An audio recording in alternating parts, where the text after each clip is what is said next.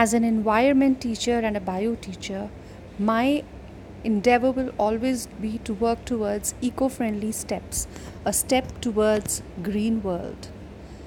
My main goal is to accomplish the SDGs and help my children to understand the meaning and importance of SDGs. So, for this, I laid down the following objectives: to create an eco action team that will be comprising of my own students, to investigate environmental focus areas commonly found in surrounding schools, to allow EA team members, that is, my students who are participating in the project, to prioritize environmental needs of the school, to take lead in determining how best to carry out environmental conservation, to take lead in creating eco action plan. The projects which I had undertaken over the years included sustainable methods for energy conservation, wherein we made biodiesel and fuel cell, impact of festivals on weather and climate, impact of water pollution on weather and climate, cheap compression cooler, phytoremediation, eco bricks for better future, fruit leather, a substitute for animal leather, and green school program. So the first project which my EA team, my students, that they undertook was in 2012-13, and my EA team made biodiesel and fuel cell in the school lab. The project was presented at the national level of National Children's Science Congress in Bhopal, and the project fulfills SDG 7, that is affordable and clean energy. So these are the two projects which were undertaken, the biodiesel and the fuel cell. Then the next project which was undertaken by my EA team was in the year 2013-14. My EA team once again brought laurels to the school by presenting their project, Impact of Festivals on Weather and Climate, at the national level of NCSC held in Bombay. The team prepared eco-friendly Ganesh idols and conducted workshops in various villages of Ludhiana district to train the masses for preparing the same. Apart from this, the team in the same event gave a model on silicon concrete that absorbs carbon dioxide emitted by the vehicles. Both the projects fulfilled SDG 3, that is good health and well-being.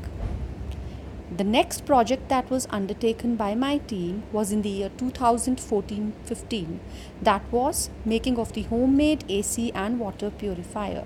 The team presented the project at state level of National Children's Science Congress held at Chandigarh. This project fulfilled SDG 7, that is affordable and clean energy, and SDG 6, that is clean water and sanitation. The next project was undertaken in the year 2017-18, and my EA team, comprised of my students of Satpal Mittal School, once again proved its mettle by designing two products: cheap compression cooler, a substitute to conventional AC, and phytoremediation, an eco-friendly water treatment system. Both the projects were presented at national and international levels of Science Congress. The projects even won a gold medal at the international level held at Visakhapatnam and were well appreciated by the Indian Scientists Association.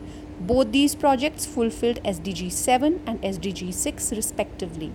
This is a glimpse of the cheap compression cooler that was prepared by my students and the phytoremediation process that was undertaken by my students.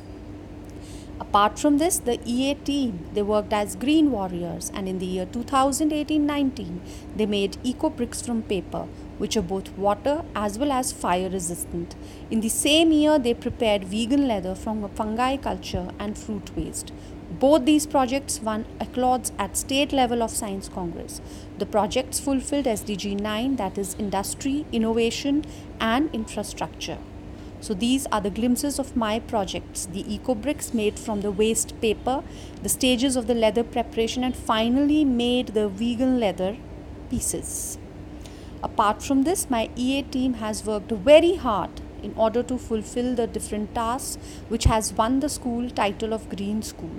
First is reduction in the consumption of electricity by turning off fans and lights when not in use, placing 2 dustbins in each class to monitor the biodegradable and non-biodegradable waste, and thereby reducing the usage of substances leading to the production of non-biodegradable waste, adapting efficient methods of rainwater harvesting, maintenance of cleanliness in the washrooms through regular checks, preparation of vermicompost in the school compound, planting more trees in the vicinity of the school, encouraging use of school transport, regular pollution checks of school buses, gensets, and vehicles used by the school staff, creating awareness about carpooling and walking wherever possible.